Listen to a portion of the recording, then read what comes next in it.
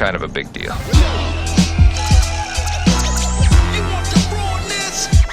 Apparently there's some sort of misconception or thought that I'm a jeweler or that I have a jewelry business. Fam, I could barely make my bed, let alone jewelry. I'm an enthusiast. I love jewelry since I was yay big. And I have bought, spent thousands of dollars changing, swapping, upgrading to get jewelry because that's something that I grew up with and that's something that I enjoy. Luckily, I've spent so much money with Daniel Jewelry Inc. and we've built a great rapport that I'm able to make some of these videos. In this particular case, I had curiosity on why there's two versions of a sleek lock on different items. Confused the shit out of me, and I'm sure it might confuse some of y'all. So let's roll my motherfucking music so I can put y'all on to the differences between two different types of sleek locks that might surprise you.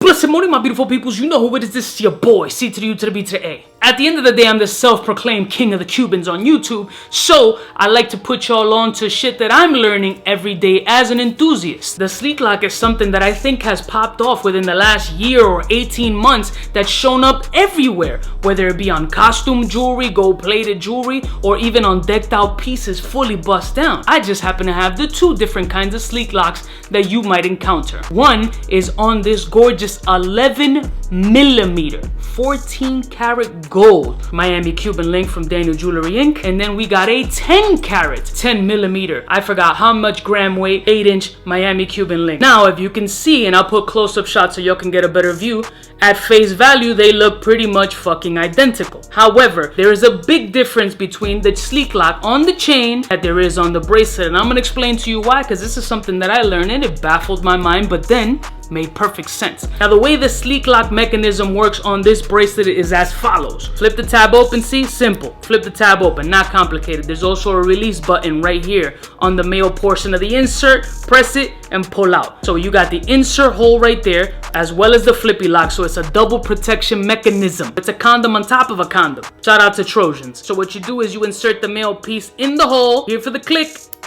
Now what makes this one convenient is that when you put this joint on your wrist, it's one hand capable. So we're gonna do this right here.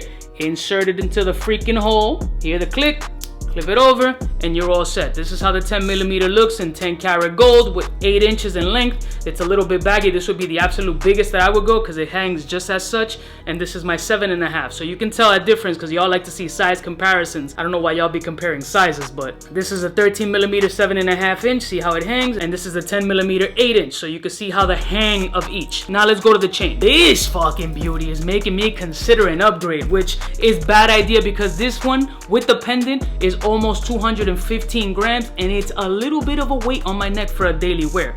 But when you see this 11 though, woo! One thing I noticed right off rip is that the bracelet one is a little girthier, a little thicker than the sleek lock on the chain. That's probably because of the type of mechanism. So with this one, you kind of have to pull and pull out. Very different. Again, with the close-up shots, you'll get more of a comparison. With the chain, you insert as such, it kind of just lays down. It won't fall out because there's a solder piece there and there's a bit in there. So when you drops in here, it just literally falls into place and then you just flip the lock close. So again, you flip it open, it drops, and then comes down. Now the reason why you can't, I mean you can if you want to, but the reason why is if you put this on your wrist, chances are that this piece is gonna stab you when you try to close that mechanism. You see how that mechanism pokes out? You gonna puncture a vein, my G. You might just die from a fucking hemorrhage. Now, vice versa, you can totally put this one on a chain. I could definitely see how that'd be super easy. It just makes it a little bit bulkier, but you'll still have the double lock mechanism, so they're both super good. Now, I know a ton of y'all gonna ask me, yo, Cuba, what's the price on these shits? Just go to DanielJewelryInc.com, put in the specifications with a sleek lock, and it'll tell you the current price, because gold fucking prices fluctuate almost on a daily basis. This one's 11mm, 28 inches in length with the sleek lock. Just put that same specification, and it'll tell you based on the gold price that it is now. This is a 10 karat gold, 10mm, 8 inch with a sleek lock. Just put them in. You can add diamonds, you can add fucking engraving, you can add whatever the fuck you want. Here's the comparison between two sleek locks, and I love y'all motherfuckers from the heart. Again, thank you to Daniel Jewelry Inc. for schooling me on this shit, because it was a little bit confusing. I can understand how y'all are confused as well. And I'll see y'all bitches next time. You know who it is. It's the Cuban link god in this game. Smooches.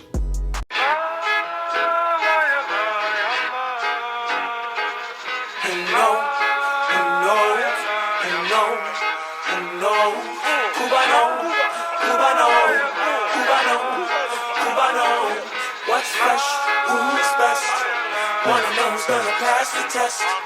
Cubano. For the fly gun holder, money folder, Motorola start tack when it's time to call back. For the rough, rugged, and raw way, this nigga Jay, it's a game, but he don't play. Ay, for all the chicks that got dead in the penthouse suite on top of my mom's crib. It's nonsense you never get in. It's nonsense that you would think that you would.